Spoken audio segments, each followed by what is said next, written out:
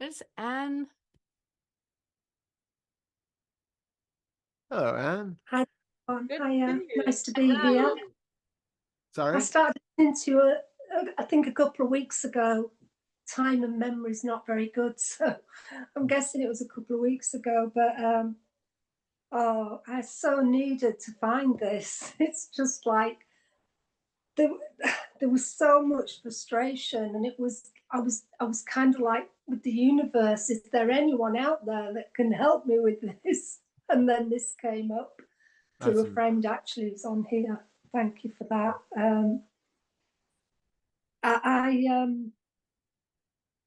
Just about what you were saying, first of all, about that flipping back to the projection and then owning it as your own. I don't know if you know Katie Byron's work, The Work, but her exercises, I only did them for a short time, but you can do them quite quickly in your head and turn anything back to everything as a projection of yourself. Yes, absolutely. Just such a quick, that helped me so much because nothing can be out there anymore. Even when I'm on a Zoom, if stuff's coming up about someone, you know, a slight flash, you can just turn it around back to yourself. Or not. Might have to do a worksheet sometimes, but quite often. But yeah, I don't know if it's a share or a question or a bit of both. I just wanted to speak because it's my first time here, and I've been listening to you. I love, and I went on Vince a couple of times, a couple of Sundays through your suggestion, and I've been involved in non-duality about 7 years, and not as much recently, but at the beginning, for the first years, I mean, I lived and breathed it 24/7, and I think I've been through every single speaker and teacher, and I ended up with Angelo. That was my last. Well, I still listen to him, but Angelo's amazing, and But about 3 years ago, I had quite a bit. Well, I had a huge shift around the Tony Parsons. I'd been involved in that for a couple of years, and going to London to see him, and big openings, and basically I had a huge shift, and I was convinced I'd awakened. I thought that was it. I thought that was the end of it. I was a lot dropped, a lot shifted, and I had a honeymoon with that for quite a long time because there's been a lot of trauma in my life, and it was a relief, you know. And I was actually invited to do a couple of talks, and I did a couple of talks, and that's when I kind of realized something felt a bit off. There was still ego in there, and I thought this is not the end of the line. And then I was in the desert for a long time because I couldn't find anyone who, you know, I'd come away from this big community as I'd done with lots of other communities, and I couldn't find. Anyway, cut a long story short, I then found this, and that's what I've been struggling with the last 2 years, maybe accepting that wasn't it. And now there's the other shoes dropped, and there's moments of beautiful space and peace, calm, whatever, acceptance. I don't even know how to call it, but and then other times where the opening's really big, and it's just the stuff comes up to be dealt with that's been trapped in the body, the locked trauma, and that is horrendous.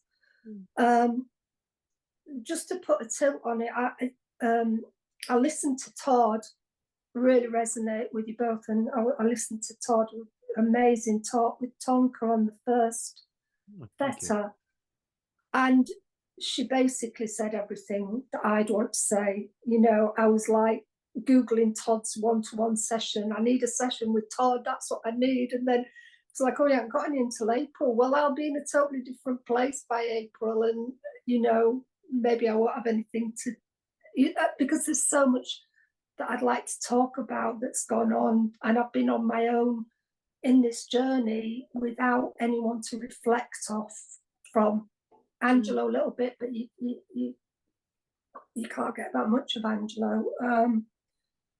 So it's been tough, and I've just been through 2 months. I've just sort of blipped out of it, like from black to white, That's what happens. I've also got some health issues with chronic fatigue.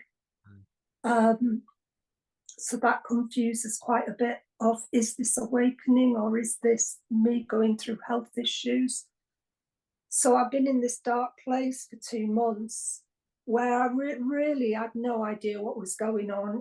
It was just horrendous. I just can't explain it. I had no understanding on it. What I do know was when it was like purging, it was like sort of throwing up, but mentally and physically. And it feels a bit like being buried alive. And then afterwards, I would have some memories come up of, there's been abuse in my life. And I remember it, but it's as if I maybe felt it for the first time. That's kind of where I'm at. So I don't know if this is a share or a question, because I think I'd need to have a one-to-one to really get into things. So just relief really that these fetters are. I'm glad that you do the circular one, Pernilla, as well, because obviously, like, you explained something brilliant, Pernilla, when you said about, I think it was you that said, you can go to Tony Parsons and maybe hit the 10th fetter, but then you've got no structure beneath it. That's exactly how I felt. Yeah. It's terrifying. It's also a thing that I really would like for you to kind of like shift your view on, is when you said that you did Tony Parson and all of that, and then you found out that that was not it, and your whole demeanor was about like that had been a waste of time and all that. I really would like for you to be very compassionate, because it has clearly led you to be in a place where you now can allow to feel in your body the abuse that happened. So there has been some protective survival mechanism in place that you have slowly wiggled with the Tony Parson and with everything you've done, and now you're in a place at another part of the layer of the onion where you now can start to look with the knowledge that you have, that there's no separate self. You can now start to look at the trauma part in the second fetter, work with that part, and see how the mechanisms of survival and was put in place, and have full compassion for that. So really see the whole Tony Parson period and everything you've done for the last 7 years as being a part of a learning curve to put yourself in a position to be where you are at now. Yeah, I totally agree. Compassion, yeah, much more. Oops. Evoke much more kindness and compassion to yourself than what you have. That things are as they are and is completely fine. There's nothing missing, and nothing needs to be any different than it is in this moment right now. Well, as an overview, when I'm kind of in the bigger, not in the dark, where the sort of child takes over, it seems I do see everything as perfect, even the abuse. Yeah. That might sound strange, but I really do see that. And I've been in so many communities. I went into Christianity 5 years, Buddhism, stayed at the Muji place, and then the Tony Parsons, and had to leave every community, which was heartbreaking. And I saw a pattern that after I'd left, I'd want to diss it, not go around bitching about it, but I'd want to, kind of reject it. But I have seen in the past year that everything is perfect. And even with the Tony Parsons things, I wanted to throw the baby out with the bathwater, and so I see what you're saying, I do. But I do think it was an important time. But I think probably what's becoming clear thanks to you guys, is that now somebody was suggesting a year ago to do body work and things like that, and it was like a foreign language to me. What's a body, Yeah. And now I think the whole period with the month or two of this horribleness, it is. I don't think it'd be that painful. I think there's probably a lot of resistance. Mm, There's just things maybe I didn't feel I had the security of a group, but mm, I just couldn't. I was facing them on my own, and it was. mm, I didn't know how. I didn't know how to feel it. I didn't know how Yeah. to go about it. So at times I was totally locked in my head mm, with self-loathing, and mm, like you talked about shame. I don't know if I know what shame feels like, but I've had a lot of it. I remember having it as a child, but now I don't think I'd know if I was feeling shame. So there's a lot of work. There's a mm. lot of work for me to do, and I just want to show I'm grateful. Really, that's the main. Yeah. Huge gratitude No, to finding this, and so welcome. I'm so happy you're here. Absolutely. And I just want to address the part about one-to-ones with Todd, because he's already working way more that his wife think that he should. And he has bookings out to September already. Actually, November. November. As There- today, there's booking But- people making sure that they have yeah. sessions. There is still a lot open since I can't remember. I think I still have stuff open in May. I don't remember if there's anything open now in April. Yeah, I don't know, but yeah, I I think know it's I think difficult it's to get May. one-to-ones. Yeah, but Yeah. we do have these meetings every week. You do have Vince's meeting on Saturdays. You know that there are a lot of meetings that you can go to. Yeah. And I do understand what you say, that you would need the support from the group, but what you most of all need is the inner support, the bubble of reality, my love. It's in here that the support needs to be felt, because people can say that they love you and they support you, but if you can't receive it, like Todd always says, love needs to be received. It can't be given. If you cannot receive it, it doesn't matter. So work on the inside job first. You know, to listen through all of the lessons in the curriculum, listen to every single meeting we have had, and then you will feel the community. You know, you do have a community, and even though you can't get a one-to-one with Todd right now, you do have a community. There are people that understand what you're going through. There are people in your position as well. You're not alone in this. Yeah, that's what I mean by the support. It's hearing other people, and it's just reiterating that staying with the body, going into the feelings, and because when you're on your own, it's, do I do this? Do I do that? Should I listen to more teaching? Should I be quiet? Should I next it? And it's that the kind ego of guide. actually confuse. Yeah, the ego confuse yourself. But it's also why I have made the curriculum like I have. Do a lesson at a time. Do what I'm asking you to do in the lesson, and you will be moved forward. The curriculum is made so if you start at lesson 1, you will wake up. You will have a full awakening of all 10 feathers if you do the curriculum, as I'm asking you to do it. Yeah. I'm that autistic. So just, do the lessons, and it will happen. Yeah. Yeah. And what about because I feel a blip around a bit. It's fine. You can do that too. You You can know, do that. like I'm not in one fetter. I feel like I'm dealing sometimes like they're swapping around a bit. Yeah, it for some people that works. Just be aware if that is a diversion. Right, I see. Yeah, I just want to double check. Do you mean you're flipping around in the videos from fetter to fetter, or that like during your daily life you feel like you are feeling fetter a bit of both, really, to be Yeah. honest. Yeah, a bit of both. The feeling in life is absolutely normal, so don't be distressed or dissuaded by that. It's just We are in all 10 feathers all the time. yeah. So like I always say, it's recognizing that there is no internal self which is at one particular rung on the ladder. That would be indicating that there is a you there who is able to progress through the fetters and all of that. What we're experiencing is the fetters are just an easy framework to look at to kind of put an experience into a box of understanding. And so if at this moment it's like, I don't feel a sense of distance, there's no, feels like I'm sort of there's no me here separate from anything else. Everything is just kind of appearing. Things seem to be looking back as well as forward. that is a Fetter 6 experience.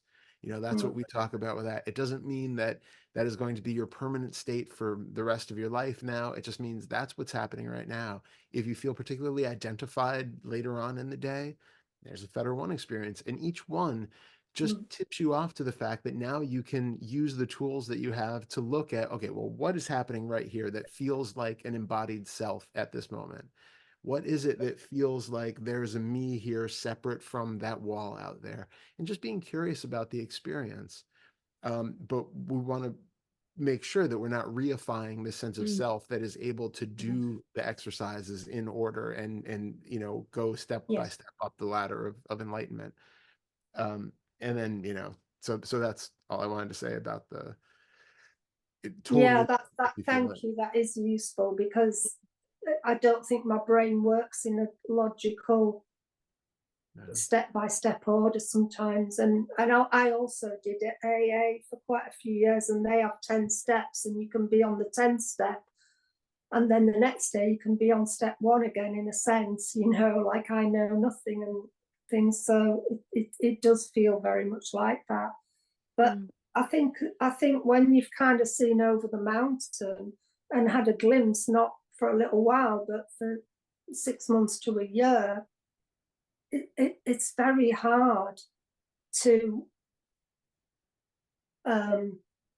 like I've never really done self-inquiry unless it's been natural. I've never, because to me that's coming through the Tony Parsons. It feels like it's thought, asking thought a question. Yeah. I'm using a thought to ask another thought. Yeah, a yeah, question. absolutely. Yeah. Oh, just got me activated here. Ooh. Oh, here we go. Yeah, push the button. Yeah, though you just pushed the button. One of the dangers with that is that if you have experienced abuse, like you said, then you have firsthand, in a period of your life where you were still forming a sense of self, that formation of the sense of self was abruptly stopped, which means that if you haven't got a sense of self, you cannot let go of the sense of self. There's a lot of people that have experienced abuse in their lifetime that have never had an experience of a sense of self. They go to Tony Parson and go like, well, I have never had that, and everybody applauding, and that's magnificent and wonderful. But it's not. You need to, in order to be a healthy human being, you need to have a strong sense of self. You need to have strong boundaries. You need to know self-care. You need to have self-love and self-worth. Those 5 points need to be in place before we let go of the sense of self. So, and you know what? I totally agree with you. I've heard you say this just the other day, and I totally agree with that, because I in the last few years learning self-care and being a parent to myself for the first time. And I think I resonated so much in Tony Parsons because it's easier for me, probably because I've done so much disassociation, to go into no self. So that there's all that area that I want to speak about over the weeks, you know, like, yeah, you know, I don't think I have had a strong sense of self, and I think that's why I found the Tony Parsons route easier. And I do find that questioning quite. I've just started to do it, and because the distance thing, really, I shouldn't be doing 6 Fetter, but there was just something in asking where's the distance that just attracted me.